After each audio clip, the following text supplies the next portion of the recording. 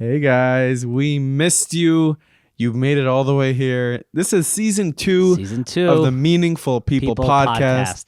Yaakov, I missed you.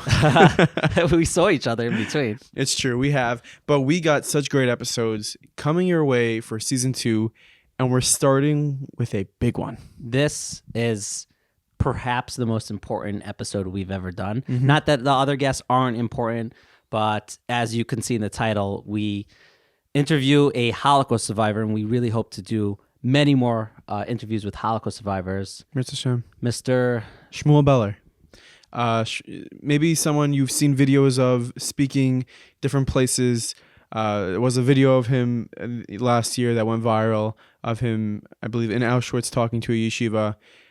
This was a very emotional interview. We delved into his upbringing, his experience in concentration camps, some of his, post-war and his mindset living through literal hell.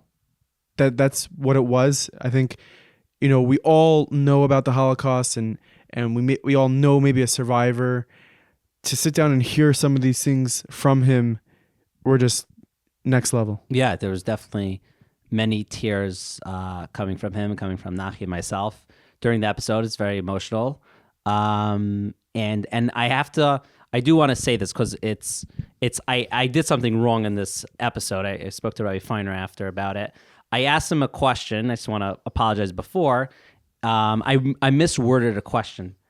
It was I'm happy I asked the question, but I'm not happy the way I asked it. Maybe the craziest question we asked on this podcast. You're going to have to guess what it is. No, I'm going to say what it is. I asked him, are you upset at Hashem for what happened? And as a Frum Yid, that's not a question that we ask. We always are open to questions, but the question I should have said, do you have questions on Hashem? And the way he answered, obviously we can't judge based on a person who went through the Holocaust. And I think he kind of took the question basically as if I said, do you have kashas on Hashem? Right. And I do want to put that out there. We're still leaving it in. But yeah, I want to apologize, and you guys and girls will, I really think you're going to really, really enjoy this episode as much as Nachi and myself. I think it's super important, and we'll, let you go ahead and listen to this, to forward this episode specifically to more people. This could be a friend, a family member. I think it's super important for everyone to hear a firsthand account of what someone went through in the Holocaust. Yeah, and we've all spoken, not all, but a lot of us have spoken to Holocaust survivors. I do think in this way, sometimes I unfortunately sometimes we're somewhat jaded by callous, yeah. But I do think that we were able to bring out not even through us, just having conversation with Mr. Beller, like in a different type of way. So enjoy the episode, and enjoy the episode. Welcome to the Meaningful People podcast, the podcast where we talk to people who are meaningful. Yeah, that sounds good. Okay, we are here with a guest that we've been wanting to have for a very long time, Mr. Shmuel Beller. Mr. Shmuel Beller, a Holocaust survivor, and so much more. And we have a lot of questions for you about your life, and we'll just start off. Where did you grow up? I was born in the town of Auschwitz. The Polish people called it Oświęcim, and the Jewish people called it Oświęcim. It was a small town. About 5,000 Jews lived in this town. And it was like there was a bridge crossing from the town, crossing the bridge to the other side of the town. Now, in the town, the Jewish people were mostly lived there, and there was a great Jewish community, and there was mostly from Jewish people there, mostly. Now I could say 90% even. There was a street, the Jewish street was full with Butamedrushim, and there was the Besmedrash Agudel and there was the shul there on the street, and there was a mikveh there. And there was the Besmeder Shagudel. I had a grandfather. His name was Heiner Goldstein. He had a Hadrespunim. He was a rich man, and he was the Gabel from this Besmeder Shagudel. Now, there used to come people very early in the morning to daven and to learn, and he was, as rich he was, he got up early in the morning, in the middle of the night, to go there and to make sure that the shul is, that the Besmeder is warm, and people have to want to come in there. And he himself put on the ovens with the coal brought up, and made sure that the Jews, when they come there early in the morning, they have the warm in the winter time, and they have what to drink, whatever. So, what year did you? What year were you born in? When I was born, I have 3 birthdays. Oh, which one is the most realistic? Originally, I was born August 9, 1927. Now, wow. This was in Tammuz, Yud Aleph Tammuz 9, Tufreich bei Zoin. And in the town of Oświęcim I was born. And what did your father did he work for a living? Like what did he do? Yeah. Now, the town was a small town with about 5,000-6,000 Jewish people. There was no work there or anything. So the people, mostly of the people, I mean almost all of them, they were huziros. What was huziros? Like you would call here in America, custom peddler. Now, there was no parnusa there. There was a few stores there, and whatever their grocery or whatever there, but very small. So, but not far, about 20-30 kilometers away, was a town of Bielsko-Biała, Bielec-Biała. And in this town was a factory manufacturing fabrics for suits and so on. So the Jews in that town had, the parnusa was of them mostly huziros, which is custom peddlers. So what they did, I had an uncle there, maybe one or 2 stores. They bought the fabric from Bielsko-Biała, and they brought it to our town, and they sold it to the peddlers, which were the Jewish men. They bought the fabric on consignment from them, and they took it over to near Katowice, which was near the German border. Now, the reason for that is because there was no money to be earned there. So the Jews went into this area which was near Katowice, and they got the German population, which lived on the other side in Poland, but they worked on the other side on the German border, or the sub-German border. They worked there and they made a lot of money. So the Jews sold them anything what they need, fabrics to make suits or furniture or whatever, or anything, and they sold them on consignment. So each day, the people from our town, the men who sold them, went out a few times a week to the Germans there, to the Volksdeutschen, collect the money from them, and this was the parnusa from the Jewish people, mostly. Mm. So, obviously, we're going to spend a lot of time talking about probably some of the worst atrocities ever committed against human beings, the Holocaust. I think something that we want to talk about a little bit is leading up to the Holocaust. Were there, warning signs? Were there things happening that you were able to see, like, okay, something bad is happening? Yes. A few months before the war broke out, the town, the Jewish people were very nervous. Something was brewing. We didn't know what. We know something Germany is preparing, because we knew they were preparing against Poland. They want to invade, but we didn't know what's going on. Now, something that I don't know if anybody knows, if there's few people that know it. About few weeks, 2-3 weeks, not more, the heavens were fiery. The sky? The skies, yeah, fiery. You know, Like they're red? huh? They were red? What do you mean fiery? Fire, red. Oh, okay. Like a fire was. And the people of our town were scared.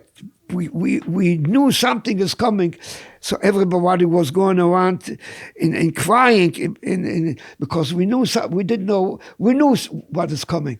So this was an indication that something bad is coming, that the war is coming. The Germans were already preparing, and they were threatening Poland with the war already before, a couple months before. Do you remember as a child hearing who Hitler Yamach Shemo was? Like, did you know who he was, or not? His name didn't really come up so much. No, we don't know. But I remember in 1942 there was the Wannsee conference. You heard about it? Mm-hmm. Yeah. So you see, Germans didn't want to kill the Jews in the beginning. They wanted to get rid of the Jews. So they sent out a boat. The boat came back, or whatever. Nobody wanted to accept the Jews. But the Germans didn't want the Jews. So they started the Wannsee conference, and the Goering, Goebbels, and Hess, they came together, and Hitler Yamach Shemo, and they decided they have to get rid of the Jews. And this time they decided what to do. So they decided, that's what I found out later. They decided that in order to get rid of the Jews, nobody wants to accept them, we have to kill them. There was the Wannsee conference, and they decided in my town where I lived to make this what they just started to do of killing the Jews. Now, I myself, as a young boy, saw Goering, Goebbels, and Hess pass by my street. My street was about a kilometer away from the where it started.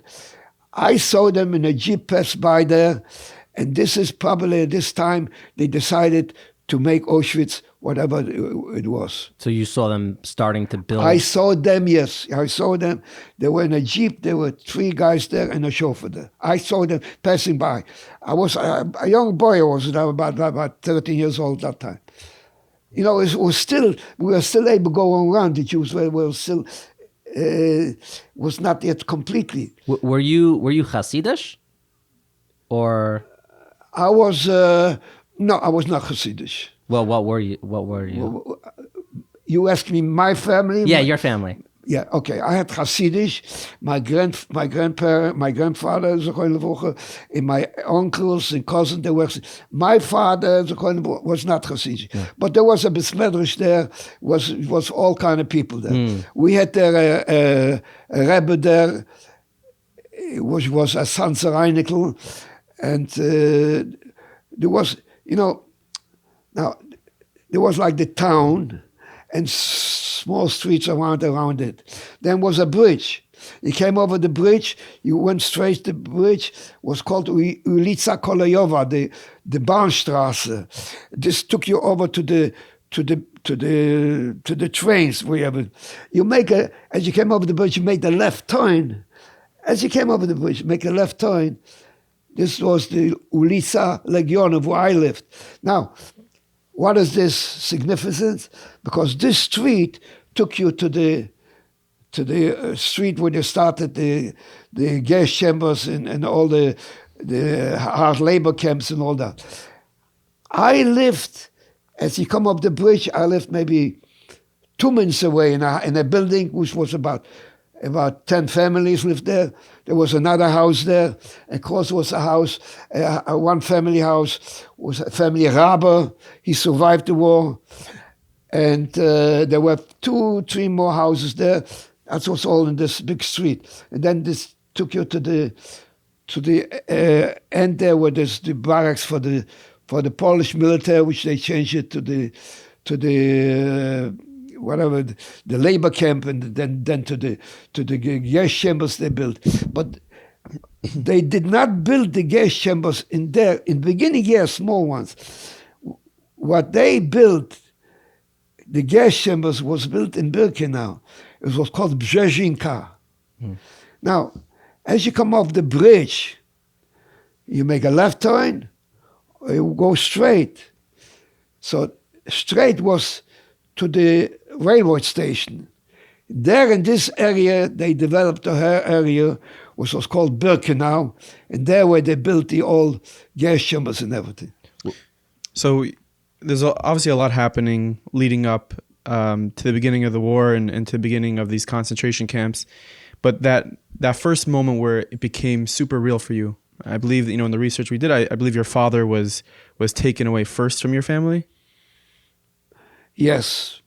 Was taken away first, but he came back after a few months. My mother paid money, and they were able to send somebody else. He came back. So what do you mean? Like, what they took him away to what? To do to labor camp. To labor camp to do work. To work, of course. And he was able to come back. He was not able to come No, back. but you said he came back. I'll tell you what. Okay.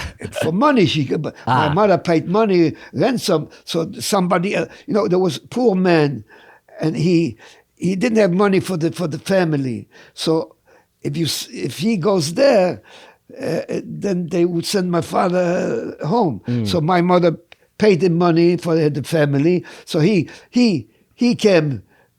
They took him away, and my father came back. You understand? So your father, ransom. They paid for it. I mean, my mother shown paid for it. He should come back, but it didn't last like a couple months. right? So your father comes back, but that started after this. They took everybody. oh, how empty our lives have been without going.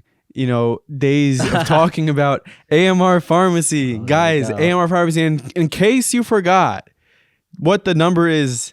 It's 848-222-1110. That's your ticket. That's your key to hooking up with the best pharmacy that's out there. It's amrpharmrx.com. We're living in 2021. Yes, we are. This is the pharmacy of 2022. Oh. They have the best customer service. They are really well prepared. They come to you wherever you are, New York, New Jersey. They have the futuristic, and we're going to talk a little more about them this season, the pill packs. We spoke a little about them, but some recent developments about the... I made up the recent developments. We're going to talk about them more. AMR Pharmacy, you love them. We love them. Please use them. And we also want to talk about a organization that we've spoken about before. And it's always important to be reminded. It's super important. dailygiving.org. Love them. Guys, so many thousands of people, thank God, are watching this and who are watching our other episodes. And so many tens of thousands of Jews go on Amazon and they click and they order things, to change $1. That's the noise that Amazon makes. I know it does. It goes $1 a day goes to tzedakah, a different organization every single day. You'll get an email. Right now, a little over 4,000 people are signed 5, up. Almost 5,000 people every day are giving that $1. You're part of a big family. So an organization today got $5,000 and you're part of that family. So this is just a quick reminder. If you're watching this, invest that $1 today. Go onto their website. And you don't even need to do the full year. Just do it for 30 days. Yeah. dailygiving.org. It's something that you're going to love. You're going to get the email and you're going to see, wow, my $1, it's not just $1 I gave. Right now, it's almost 5,000 because you come together with a whole group of people. And your money's where your mouth is because both of us signed up for them. Yeah. For a full year, 306. It's a little more than that, and literally every single $1 goes to these beautiful organizations. These organizations that we speak to these people on Merchant will try to get to all these organizations. We speak to them. They are literally saving Klal Yisrael, changing the world, and you have the ability. You want to be a meaningful person. You really can. $1 a day. And obviously, I said this before, there's a donor that gives towards these ads. To these ads specifically, so the dollars that people give don't get lost out. And you help us do what we're doing. You help the world. It's a win-win-win. Check out AMR Pharmacy. Check out dailygiving.org. Right over here, dailygiving.org. Go ahead and right before you go to Amazon to order whatever it is you're going to order, think about it. let me go to dailygiving.org first and let me sign up for this incredible system. $1 a day. Do Just it. $1 a day. Do it. Do it. And now back to the episode.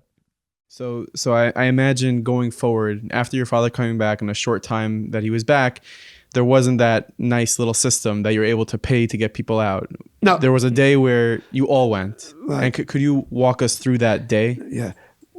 No, well, there was, first of all,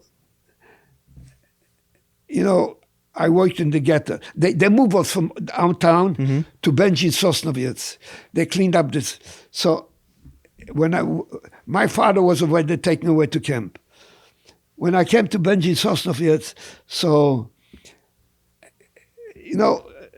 food was scarce, So there was a Kultusgemeinde, the Jewish government, and they sent the Germans, asked them to give people to work for whatever they needed. So they had a labor department, Kultusgemeinde, and this was in the beginning. So I went to get some work. I was lucky. They sent me to work for a German company which manufactures uniforms for the Wehrmacht, for the Germans.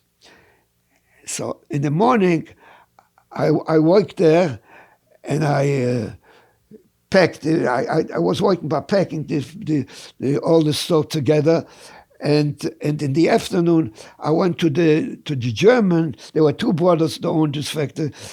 I went to their homes. I was cleaning the homes, and this was a good thing for me because when I was cleaning, the woman gave me food, leftover food, and I was able to take it back home to my mother. My father was away in camp, so this was but this didn't last long. It lasted a couple months. What happened one time? I worked for this German in the factory there. There was across the street was a lumberyard, was owned by a Jew at that time. So he still had his ownership was still there, but so he sent me over to pick up a certain tool, and I went over. I said, my master wants you to give me the tool. Well, this is important, you should know. So I go over to him. I says, look, my master wants you to give him this tool. He didn't want to give it to me, so I says, go back and tell him that I'm not here. Little did I know that he was looking through the window talking to me, with him, to the guy about the tool. I come back, he closes the door, he starts beating me murderously. What I murders is unbelievable. Closed the door completely. I was bleeding, my head was unbelievable. And he gave orders to send me away to Auschwitz. Now, this time already, trains were already sent away to Auschwitz already. At night, they took, 2,000 people and sent them away. Now, I found it out that they want to send me to Auschwitz. I went into hiding. So they took my mother as a escort. So I gave myself up. As like they took your mother as a ransom. It's collateral. Ransom, yeah. Ransom. So, Oh, yeah. but they sent transport to Auschwitz. So that was this time when they caught me, I was supposed to be sent away to Auschwitz, but I was in hiding. While I was in hiding, this transport went. However, I have to give myself up. So I gave myself up. Was that hard for you to do? I mean, You sacrificed yourself for your mother, meaning That's right. was that hard for you to do that? So my mother, I have to save my mother. Wow, it wasn't even a question. But there was a miracle here, a miracle. What was the miracle? While I was hiding, this transport, they took that time already transports the way to send away to Auschwitz to be killed. While I was in hiding, this transport went away. This transport went away. I was sent away with this transport. So I gave myself up. Next transport went to a labor camp. Wow. By miracle, they had to send me away. They sent me away to a labor camp. That's why I left my mother there, with my brother, sister. My father was away there in camp. And I was sent away to a labor camp. Now, I come into a labor camp. You know, I was young. I didn't know what's going on. So they ask you, we come to was the Germans, you know. But we had civilian cloth, cut out Star of David in front and the back, but civilian cloth. So they asked me what do I know, what trade do I know? Little did I know that I knew nothing, but I was 14, 15 years old that time. What do I know now? So I didn't say nothing. So I wound up in the camp, and I worked very, very hard, work by building streets and you know, very hard. But this didn't last long. Last a few months, they moved us to another camp. However, when they moved us to another camp, each time they ask you, what trade do you have? What do you know? So I already remembered not to say that I don't know nothing. Right. So I said, are you a metallic arbeiter? Are you an electrician? Are you whatever you are?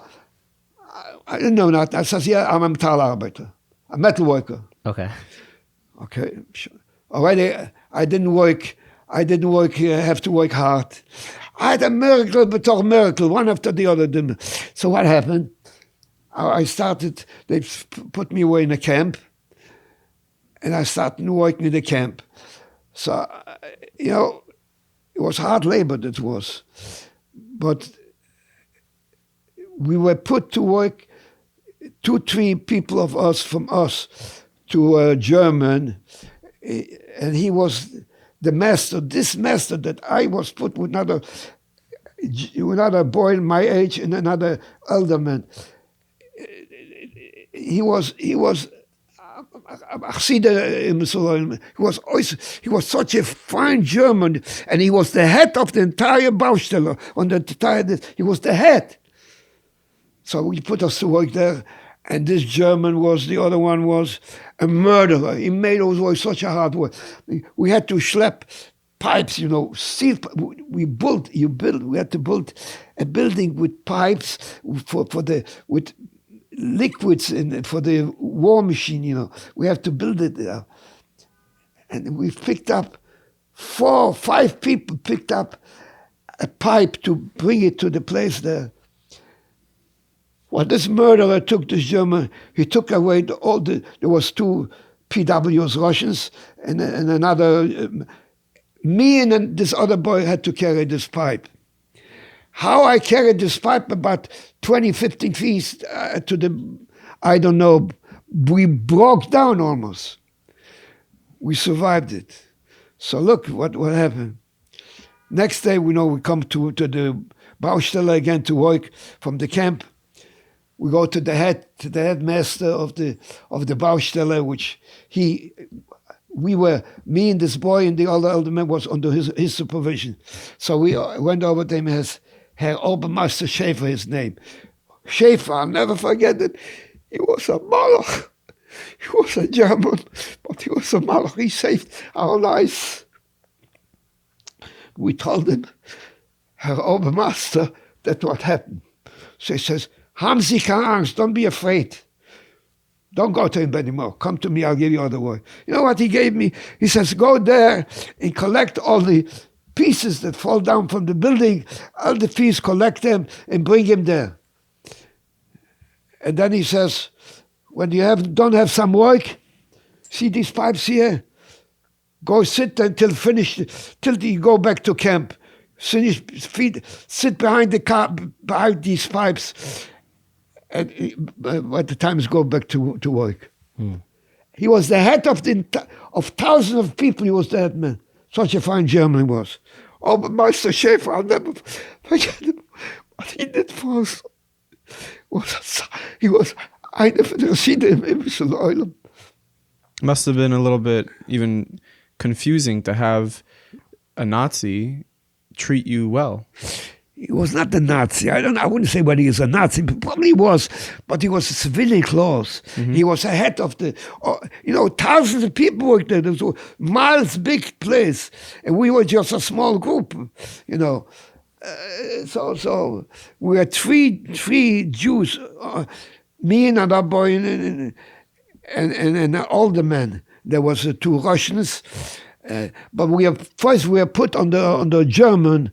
On the Volksdeutschen from Czechoslovakia, who was a murderer. He would have killed us. Could you walk us through a typical day in the concentration camp? Like what time you woke up, what exactly they made you do, if they gave you food, what type? Well, first we went forced labor camp. Okay. Okay, it's about the same thing, but we did so. We got up early in the morning, 5, 6 in the morning. They woke you up? Yeah, there was a long block. It was maybe 20 rooms there. In each room were about 30 people, 3 beds, one on top of the other. There was no, we had sacks with straw there, and that's what with a blanket that we were covered. That was all that. I had a problem in the camps because I developed urinary tract infection, and then I got sores I had. So I made arrangements with another boy that he should move with three. I should sleep down on the bottom. He should sleep on the top. I had a lot of problem there. So they'd wake you up 5, 6 a.m. 5 o'clock in the morning, yeah. And they would right away, they'd get you to work, would you give you anything to eat? Get ready, and you got your coffee, black coffee, and I have a bread, and you had to go out for the appel. We had to go out. They counted us, make sure everybody had his group we worked on this different. So they'd give you some coffee, some bread, and they would get you straight to the fields to go ahead and start working the day. Right. We stayed in the line. We set the line up, and walked up, marched every day.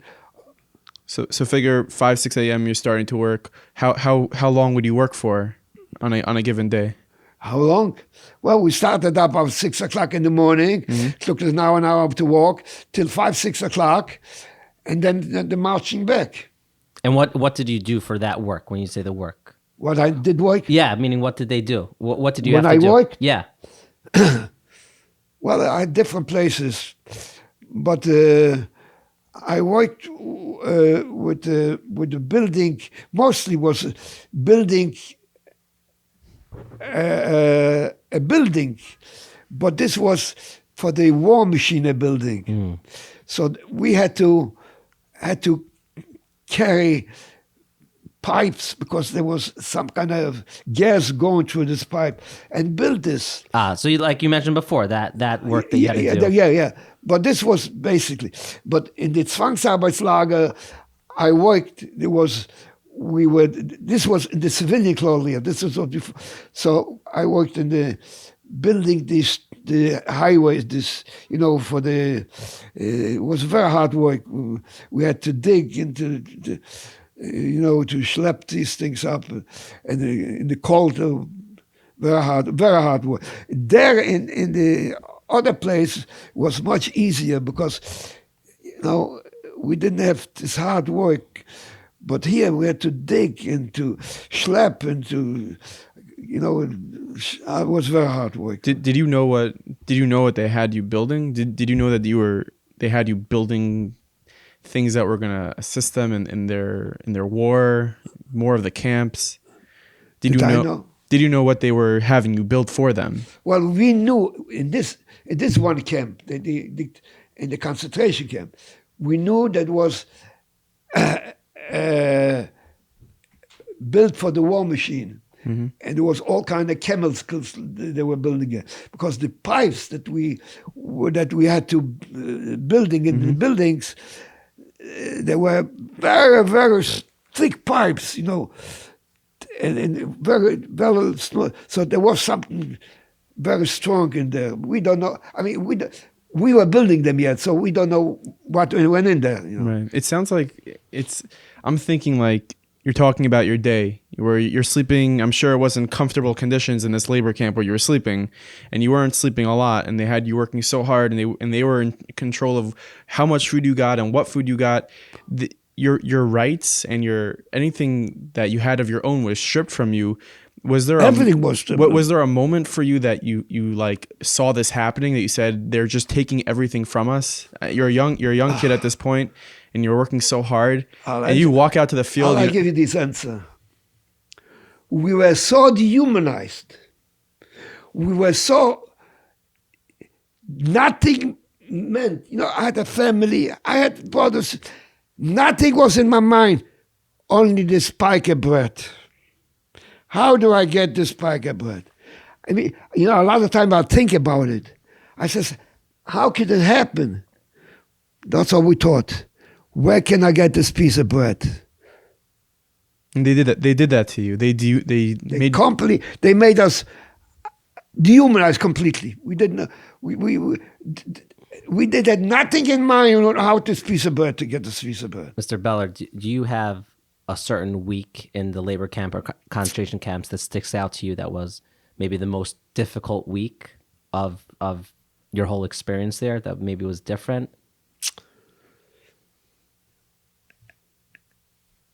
Every day was difficult. There's no in the camps was every day.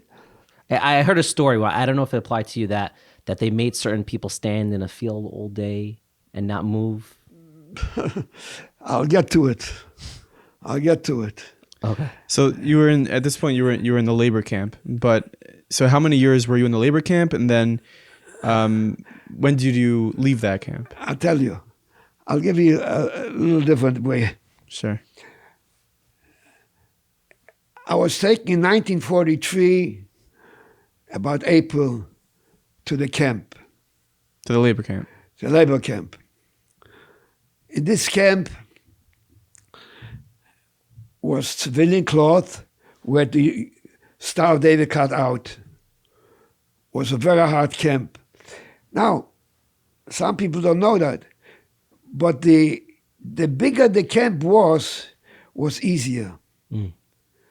Because on a small, and then in the Zwangsarbeitslager, in the civilian cloth, they had Germans from Volksdeutsche, they were called.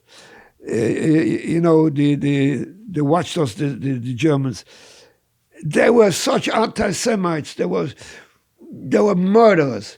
I had in the camp one camp in the Zwangsarbeitslager in the beginning was a Volksdeutsche from Czechoslovakia, Sudetengebiet.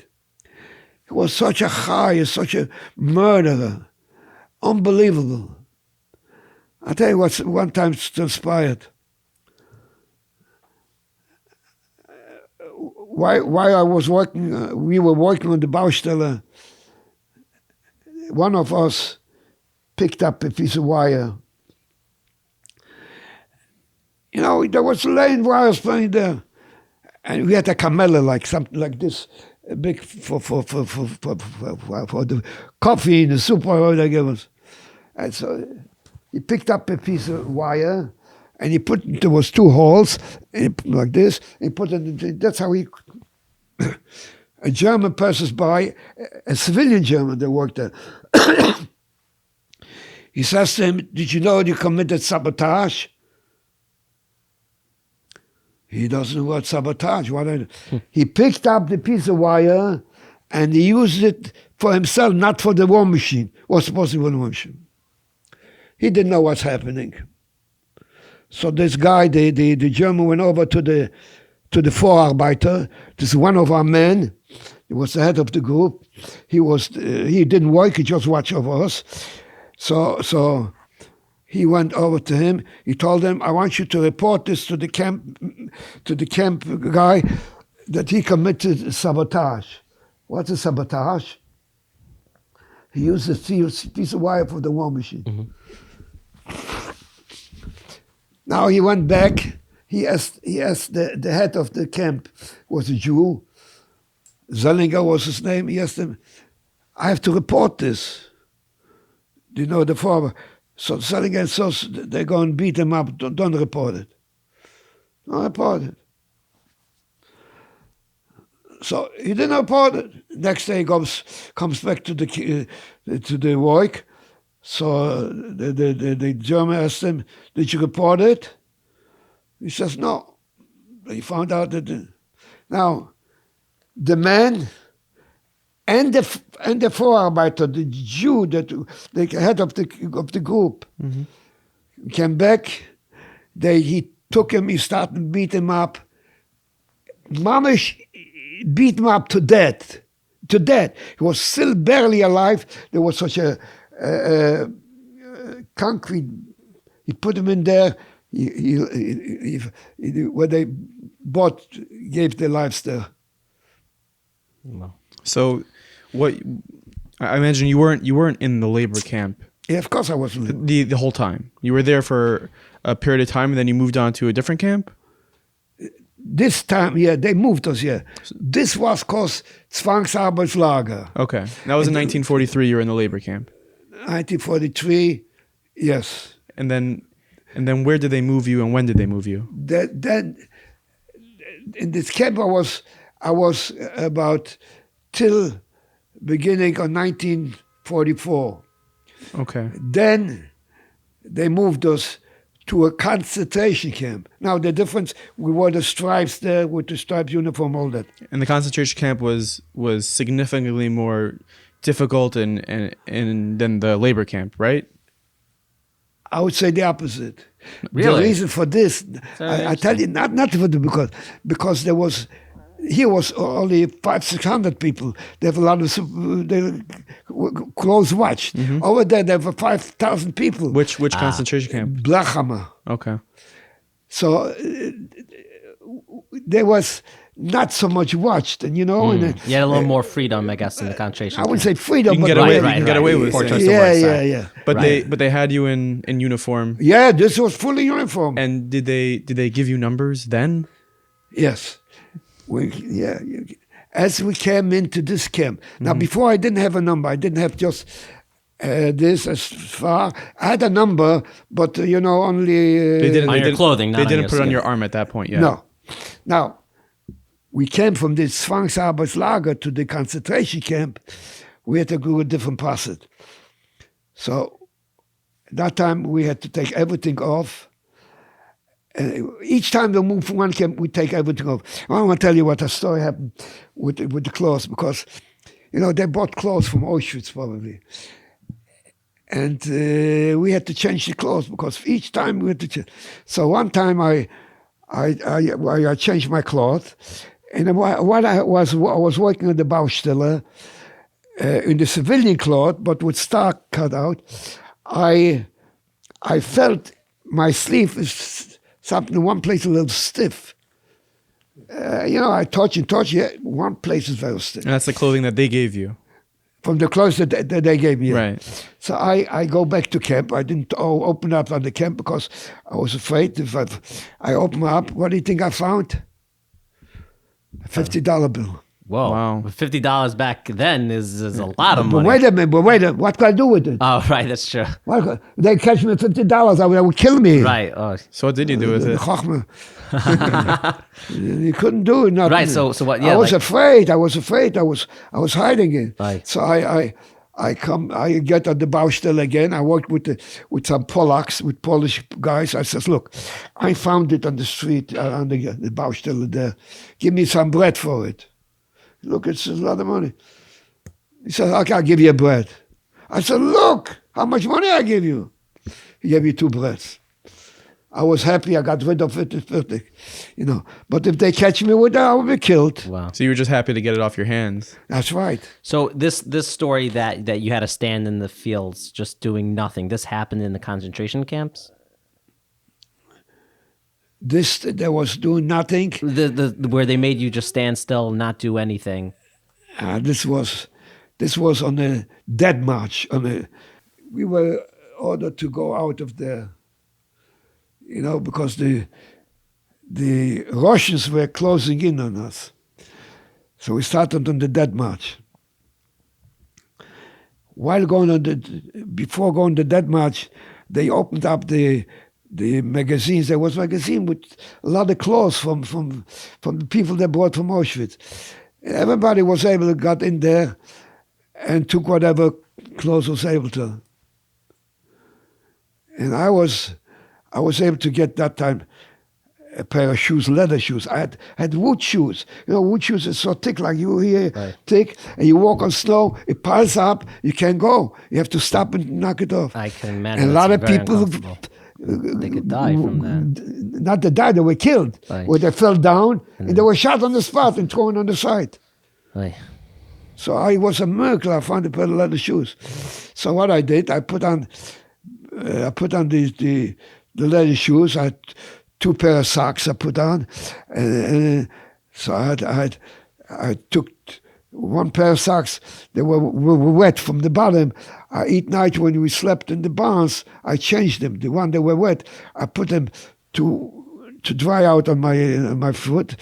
That's how I managed around with it. So they, by the death march, they made you. What exactly happened there? We started walking. We didn't know what way we were walking. We walked to nowhere. We walked day in and day out. In the winter, bitter cold, in the snow. We slept in the barns. In the morning, they went with the bayonets and they dug into the hay to find out if somebody's hiding there, you know. Mm. And they gave us black coffee, and we started to continue. We continue on the dead march. We were walking day after day after day, same way. And finally, we wound up in a camp, Groß-Rosen. Groß-Rosen was a death camp. Mamish, people were dying there. Now look, I was there a short time. We didn't work. I didn't work. They made us stay all day long. In winter, in February, all day long, from early morning to late at night. Do nothing, just stay. Just standing outside. You can't even sit down. You can't even do nothing. For like 12 hours, 15 hours, just yes, stand? 12 hours, at least 12 hours. Nothing else. You know, I'm telling you, but sometimes I think how I was able to survive it. Yeah. How were you able to? I don't know. I don't know. You don't know? Do you remember what went through your mind while you were standing there, or What? do you remember what you were thinking about when you're just standing there for hours? I'll in the tell you freezing right cold? now. The mind was blank. We didn't have the mind. The mind was, give me the piece of bread. That was our mind. Right. Nothing else in my mind. How to survive. Nothing else. You know, we were so dehumanized. It's unbelievable. Sometimes I think, I says, how was this possible? But it was. I lived it. Let me ask you, was there any concept for your experience? Was there any Yom Tov in your experience in these? No, not at all. Or any Shabbos? It was just No Shabbos. No. day in, day out. Shabbos. The pike bread was Shabbos, was Yom Tov. You had this. That was the whole life. Did you know? Based on this only. Did you know, though, at any point, like, okay, today is Yom Kippur, or today is... No, I didn't know nothing. There were some Jews, all the people that knew. And some of them kept a little bit. We had three beds, you know, one on top of the other. On top was a boy of about 4 or 5 years older than me, and he somehow he had the pair of tefillin with him. Every morning in dark, he put on the pair of tefillin, he was hiding them. How he did it, I don't know. Could you walk us through liberation?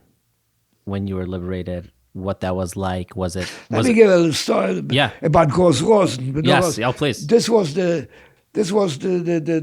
worst thing to do in Großen. We had to stay there from early morning without anything, in cold and bitter cold. You couldn't even bend down to pick a little snow because they catch you, bend down, they would shoot. Mamish, they shoot anybody. And you saw them shoot people. Of course they should. The people were. The miracle was how we were able to do it because there was space along. Mm-hmm. You know, like they were not, the Germans were watching us, but they're not close like every 10 yards or so. Sometimes it was 300 yards or so apart. They was, so at this time when we walked, we were able to bend down to pick up a little snow to get them out or to fix the shoes. You know, I had wood shoes. And by miracle, I got, before walking out, leather shoes.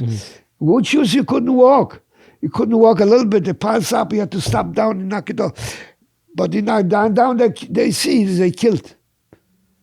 People were dying like flies there. Was there any moment throughout all this that you felt that maybe you weren't going to make it, that you weren't going to survive? I tell you, the mind was so blank. We didn't think anything else. Now, we had our family, everything. All the thought was, how can you find us a piece of bread? Everything was forgotten. It was not existing. I mean, I know it's impossible to say this, but lots of time that I'm going through this and thinking about it. How is this possible? This what I went through. The mind was only on a piece of bread. Was so this was everything. Do you think it's impossible for, 75 years later, do you think it's impossible for anyone in this generation who didn't experience this to really understand what you went through? No, they don't understand. It's impossible to understand. No, because I tell you, I myself going through this, and I know what I'm going through, and I question myself, how did I survive this? I can't explain it to you. Wow. And they just, not only did they take your possessions, they took your mind. They took everything. That's right. Every thought you had of your family. Our family. There was no I'm family. telling you, there was nothing else. Right. Only this piece of bread, what it meant. You had a family. Never anything occurred in your mind. How can I find this piece of bread? So your mind definitely wasn't thinking of liberation. What? You weren't thinking of getting liberated. No, I getting wasn't saved. thinking. So, but when it actually happened, what was that like? When it happened? Yeah. Okay. Now you have to go through. I went on a debt on a transport. On a debt. I went 3 transports. Then, we were put in a cattle train, 100 people maybe. Mm-hmm. A piece of bread, no water, no urination, no nothing. Close the door. We didn't know what day or night is, and this was going on for days, for weeks. The train was just going for days. We didn't know nothing was going on. Where were they bringing you? You see what happened? The troops, the Allied troops, closed in one side, closed on the other side. So while they closed on this side, they moved us to this side. But it came a point that they moved us, that they closed it for this side also. So they were stuck. They couldn't move. We went on the cattle train, and we were stuck there. We couldn't get out. They couldn't move us no place. Mm-hmm. And a lot of people were there, a couple of weeks without food, anything. They had a wagon full with food from the Red Cross. Everything, chocolate and wurst and salami and bread and everything. They didn't give us a stitch, they didn't give us. So a good thing they didn't give us, and I'll tell you why later. So after going on the train, back and forth, they was surrounded, they couldn't, so they stopped. The Germans stopped. Mm-hmm. When they stopped, we stopped, we didn't know what's going on. The doors were closed, no food, no nothing. I don't know how long we were there. Suddenly one day the door opens up, and 2 Americans open up the door, says, "You're free, you're free, you're free." Who is who? We didn't know who is. You didn't trust them. We didn't know what's going on. There's no concept of free. We're so dehumanize it. No. But anyway, they came right away. They brought the Red Cross. They took whoever was still sick. And they took in the hospitals. I was one of them who was sick in the hospital. The other people, there were the dead people there, without food and then such a. And they came in and I was put in the hospital there in Felderfink.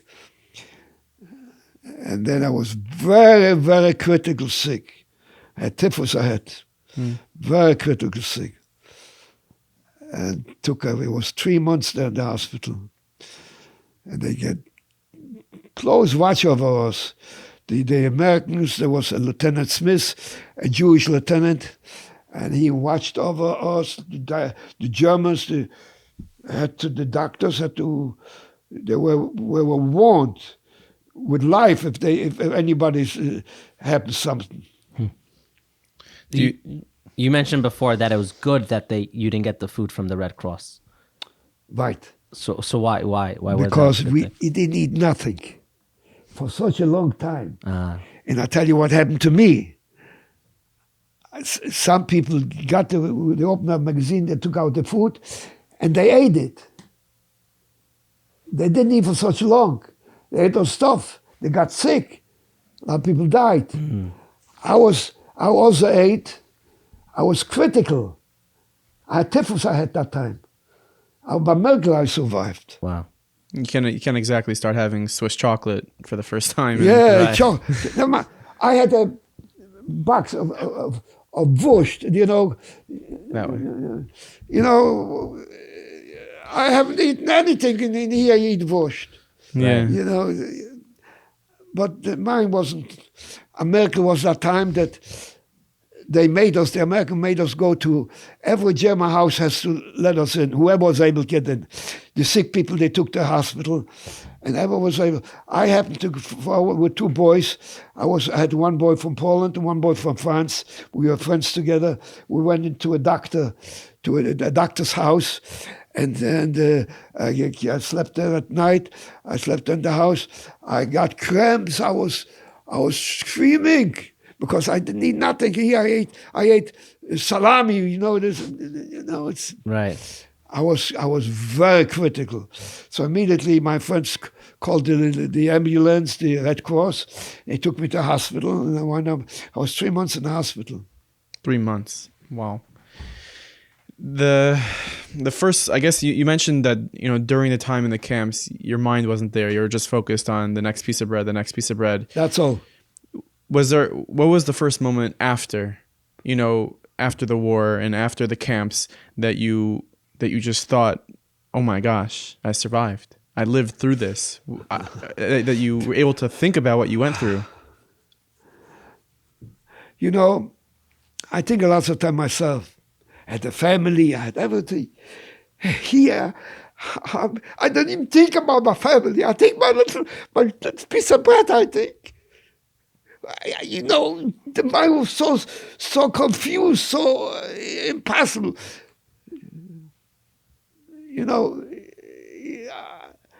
It's unbelievable, but we were so dehumanized, so down that nothing mattered, just how to survive.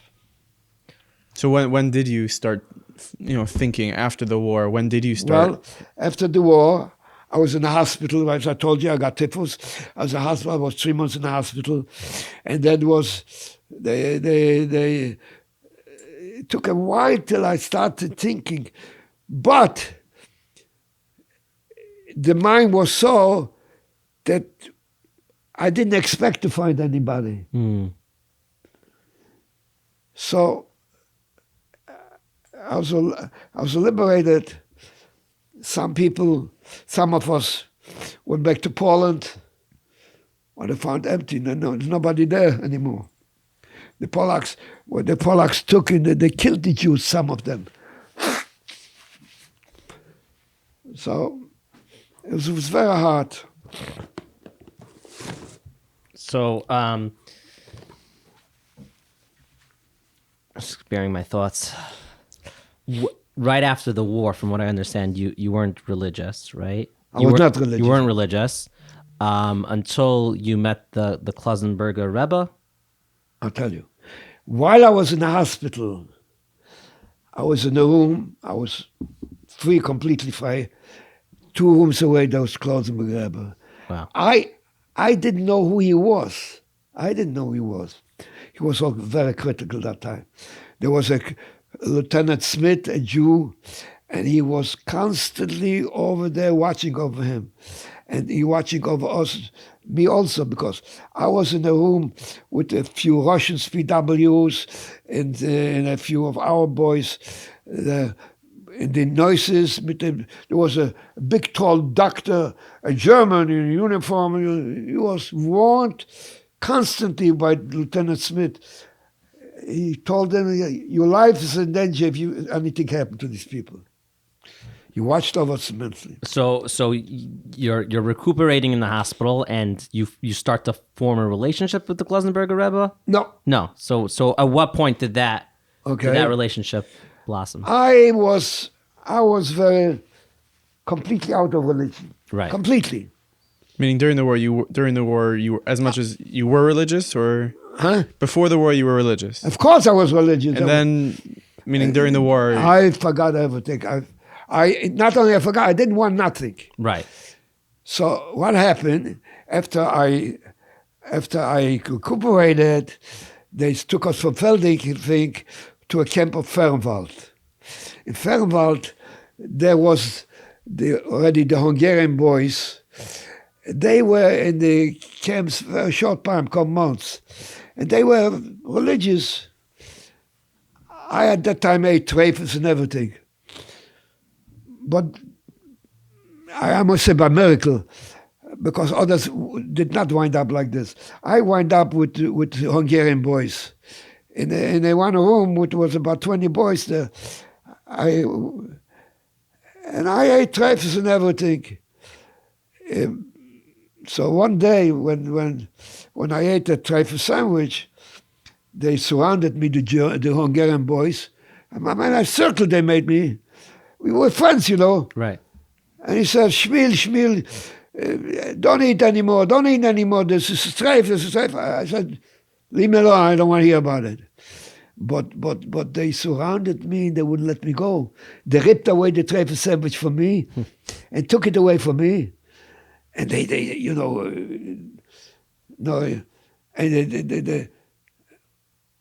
I couldn't get away with it. So something they took around circle, and I somehow a herald came into my mind, and I says, something came into me. I says, where do I come from? How will I eat the strafes? I threw away the sandwich. They brought me up to the Klausenberger Rebbe. He had in the Besmedrash there, he had and the Rebbe took like the way. There was Lipe Margulis, if you know, from Torah Temimah. He was still, they were only a few months away. They didn't remember everything. And he took me under him, and he started to learn with me. And he brought me to the Rebbe constantly. And the Rebbe watched over me constantly. He watched over me. He told him not to lose me. And I kept close with the Rebbe all the time. Wow. So he kind of became like, in a sort of way, like your father figure and your Rebbe for. I have to thank him for what I am now. I have to thank the Rebbe. Wow. And now you have, hundreds of Jewish from grandkids, great-grandkids. But listen, the Hungarians were easy. They were 3 months, 4 months, 5 months away. I was away so many years. Right. I forgotten. I went through so much. I lost everything. I am alone. So, what do I go back to? What am I going back? Right. You understand? Yeah. So you for that, at that point, you lived near the Klausenberger Rebbe? At that point, I'll tell you, I had an uncle here, my father's brother, and he was not so firm. So I went to him right after I went to him, and I stood there a couple of months. But I went to Williamsburg, but the Rebbe was asking me I should get out of there, I should come to Williamsburg and take a room. And then, so I started this, and I started learning in the yeshiva. Which yeshiva? Klosenberg Yeshiva. Oh, Klosenberg Yeshiva. Okay, Yeah. that makes sense. And Boy, they gave me good Rebbes there. That time was Rav Vilna Zechoyne Levucha was. I learned there a couple of years. I learned there. Wow. What was it like coming to America? Huh? What was it like coming to America? When I come to America was in 1945, I think. Well, I had an uncle, but I was already from. They were not so. So I remained in Williamsburg. I remained in the yeshiva, and then I went out to the yeshiva. I was about 2 years, and then I started to go to get a job. And then I took a room there, and I lived there in Williamsburg with the Hungarian boys, and there was a few Polish boys, not too many Polish boys, because they're completely away from religion. After the war, when you came to America, you started to build a family, perhaps. Did you speak about the war? Did you spend time talking about it with people? No. Or did you make a decision that I'm not going to speak about it? I'll tell you something. You wouldn't believe it. When you come to America, we were called the greenhorns. The what? Greenhorns. Greenhorns? Yeah. Okay. Did you hear about it? No. Is green for money? Huh? What, greenhorns? No, greenhorns. You know, like for the Holocaust survivors, they called us. Greenhorns. The Okay. greenhorns. Why? Do you know what? Why is greenhorns? I don't know why. Asking me. I don't know why. Okay, so you're called a greenhorn. But listen, it took a while. We were not treated properly. No. Oh. No, not in the beginning. They didn't treat you like heroes. No, but later years, the Satmar Rebbe Schoile Vroche said, if you ever find a man with a tattoo, go over for a broche. Oh, everything changed. She became Malochem. Until then, nobody wanted to know us. You know, we were downgraded in the beginning. Oh, yeah. I'm not joking. By Yidden also? What? By the Yidden? Yidden, not by the Goyim. We're not talking about the... Oh, you're saying... By the Jews. Yidden were downgraded. Why? Why was that? I don't know why. I You have don't to know. ask them. You have to ask We them. we looked down. So is it that after the Satmar Rebbe said that you started telling people your story, or you still didn't talk about what happened to you? What? You still after the Satmar Rebbe spoke about That Satmar had nothing to do with me, but I'm telling you, after Satmar Rebbe came up, they went to Fabruch, says go over whoever has a tattoo. So everybody starts to the Holocaust survivors became more than something. Like this, they downgraded. We were downgraded in the beginning. I think Nachi's asking that. Is there a particular moment that... So you said you're not talking about the Holocaust, but then you started talking about it at some point. Is there something that happened that you said, I need to start telling people about my story? A lot of years I didn't want to talk about it. But it came a time that, my children were asking me and other people, and I saw that things are going down. It's being forgotten. And the Satmar Rebbe started with it. I started talking. Wow. I'm talking to schools. I'm talking, especially where I live with all this Sfadim. They hardly know anything about it. Right. So I saw a video recently of you were visiting Auschwitz. You went back to that camp, and you were Less talking than a year ago. Yeah, and you right were before COVID. Right, and you were talking to a bunch of yeshiva students, and you're talking to them about the gas chambers, and that was obviously very, very emotional for you. Can you just talk about revisiting Auschwitz, standing on that ground, looking at the gas chambers? How could you go back to a place like that? Yeah, I know what you're saying about. But, people tell me not to go. I says just the opposite. I want to go. I want to be in that place. And I want to shake me up. I wanted to do that. But I lost that. But we lost that. So I came to Auschwitz, was with my son. And I come up there, and we went walking around. Here come to a sign, 1 million people were killed there. I went out of my mind. I started screaming and yelling. I cursed Roosevelt. I cursed everybody. I couldn't stand there. It took me so much. 1 million people. 1 million people. My God. I couldn't take it. I was very, very, very emotional, very taken. Took me a long time to get it over. I mean, take 1, 2, 3, 4, 5, count a million. And I saw the trains there where the people was pushed in together in the trains. And they were dragging to the gas chambers. And I pictured this the way there because I was on the trains also. You bring the pictures to the gas chambers. You tell them the people to walk. They go to there. They go. You open up the doors. You bring them in. Then you close the door and you let the gas in here. Mama, Tante. You see this. I went through this. My mind, everything. I lived this through. What these people went through. You see a sign, 1 million. 1 million people. 1 million people. Do you think then? Did you think now? What? Did you think then, and do you think now that there's really anything that maybe the Americans or the president or someone could have done to stop what was going on? Definitely. I do know that they definitely. I tell you, for us Polish Jews, we were doomed. What was able to do. However, in the early months yet before the end of the war, the Hungarian Jews were still there. They were just not before from, so they took him on the away, and they could have been saved.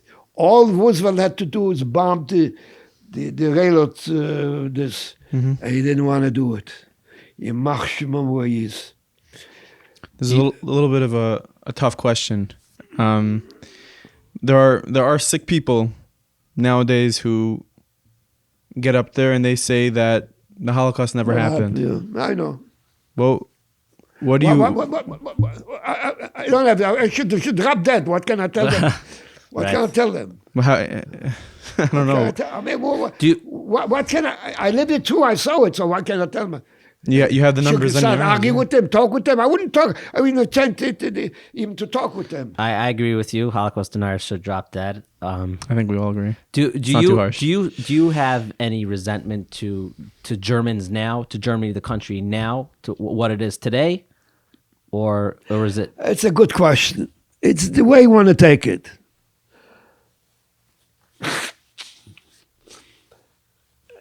Before the war, Germany was very good for the people, for Jewish people. So what happened, well, Germany is doomed already for what they did, whether it's good now, whether they're good or now. But what could I say? I should give him praise? I can't give him praise. What they did is they did right? No, they did wrong. They did the most horrible things that they did. If they're any good, yeah, there's some good. I had one Obermeister Schäfer. He was a tzaddik. He was so. What can I tell you? We the Rebbeinu Shalom feels the world. I'm going to say. Talking about the Rebbeinu Shalom, there's a very difficult question. Maybe the hardest question we ever have to ask someone. Are you upset at Hashem? Yeah, that's a good question. The answer is yes. I wouldn't say upset. I wouldn't call it what you call it. Heftainus, yes. As a Afa Rachmim,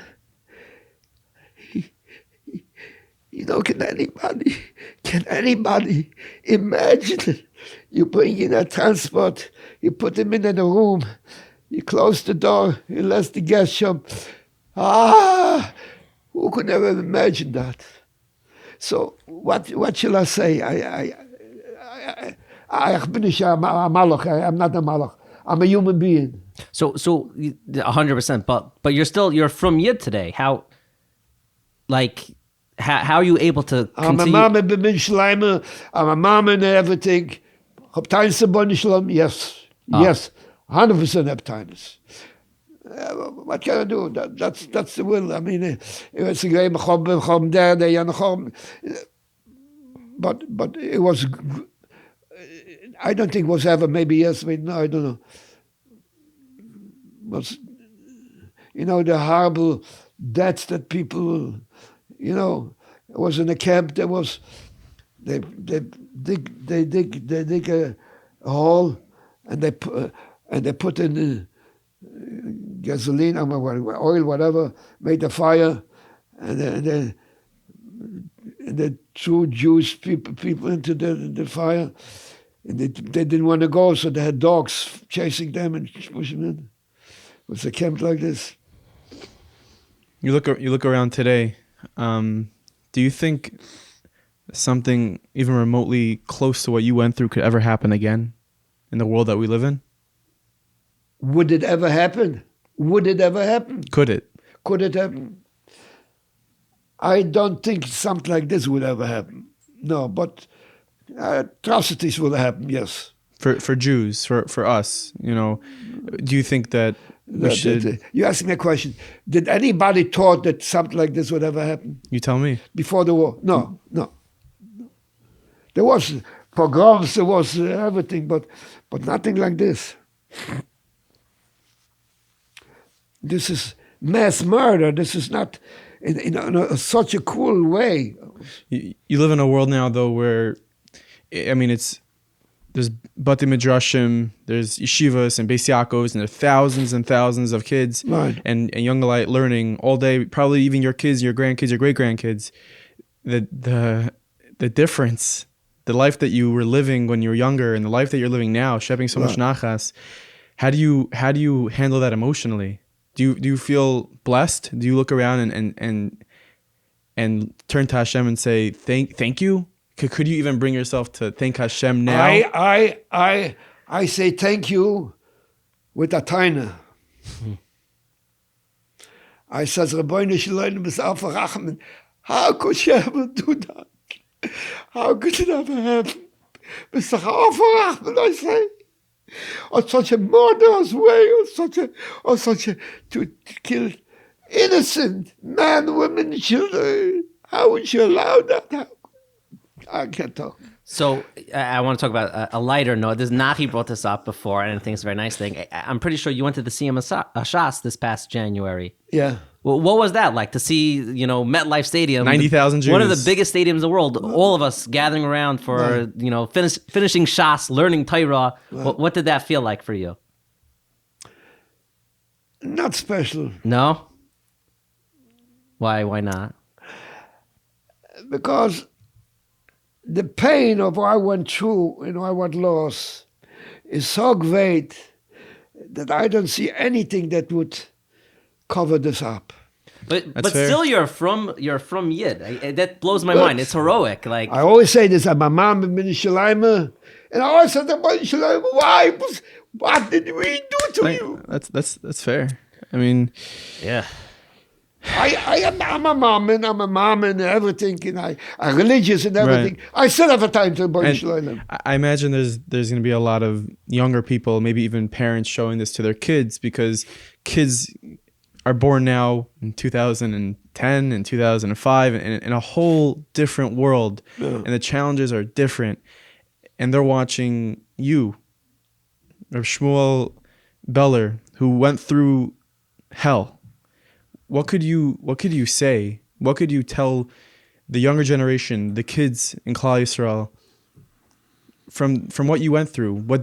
Something about Yiddishkeit that they could hold on to, that they could feel real? Well, I'm very upset about one thing, that this Holocaust is being forgotten slowly. And this should never be forgotten. This should be constantly, I've been talking. I give out my heart. I give out everything. I have to go ask them to make the arrangement. And then they say, you should come to me. I got to go to them. It bothers me. Why shouldn't the youth of today know what we went through? Why should this go be forgotten? Such a thing. It never happened. Not in so this bothers me a lot. As we wrap up the show, I think it's very unique to have someone who went through the Holocaust, and Baruch Hashem, since then you had a great life here in America. I'm sure it wasn't easy, but then we had this whole entire COVID-19 situation happen. What was that for you personally to be, locked up in your house? And I have no opinion on that. No opinion on that. Okay. Like it was for you. It was like it wasn't after what you had to go through. This No, that's not. Right. Okay. Would you be able to show us the numbers on your arms? What? Would you be able to show us your numbers? Yes. I tell you, after 70 years, I didn't know it has any meaning, this number. Look at this. Wow. Well, what are the numbers? Can you read it to us? 184805. 184805. 984805. Put it in a piece of paper. Put it down. What are the numbers? 184805. Can you show it to that camera over there? So I want everyone at home to be able to see. Those watching.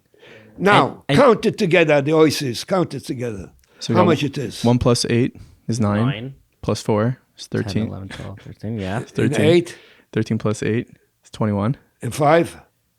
26. 26. 26. Shem's name, Yud Kei Vav Kei, Now start again. Aleph is... from beginning. Oh. So Aleph Chaz Dalet. Aleph. No. You have. I'm writing it down. Yeah. Aleph. Chaz Dalet. Ches Dalet. Echad.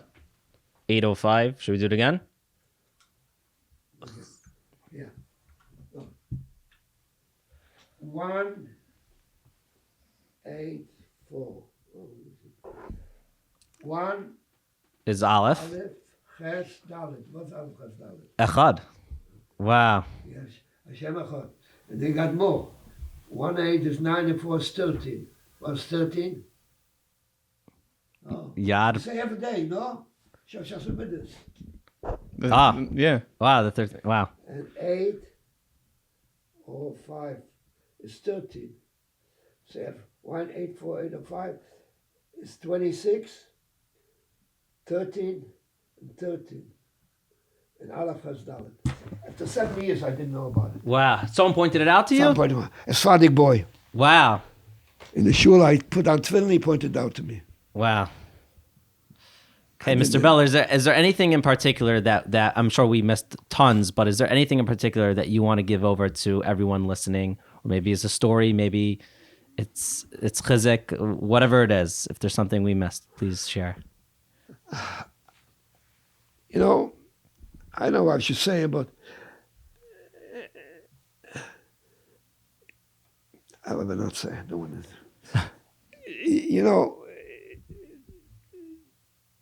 It bothers me that such a chobma we went through, and it's been forgotten. It's been forgotten. We not talked about it. I have to go push. You should let me talk. And then I lived with the Sfarim. I spoke the YDE to the entire high school. But it's been forgotten. Slowly but surely it's been forgotten. I hear that, and Nachi and I, we like to interview meaningful people. Before we did this, we said, it was before COVID, we said we want to speak to every single Holocaust survivor that we can. So Mir Hashem, we're going to try our hardest, and Baruch Hashem, we have a lot of people who listen. That's one thing. And second of all, people who are listening, because we do have Rabbanim listen, and heads of yeshivas and teachers that want to hear you speak and want to hear more from it, whether it's a Zoom or what could they do? They should, while in the yeshivas, they should talk about this. It's being forgotten. The yeshiva boy should know. Every child should know about it.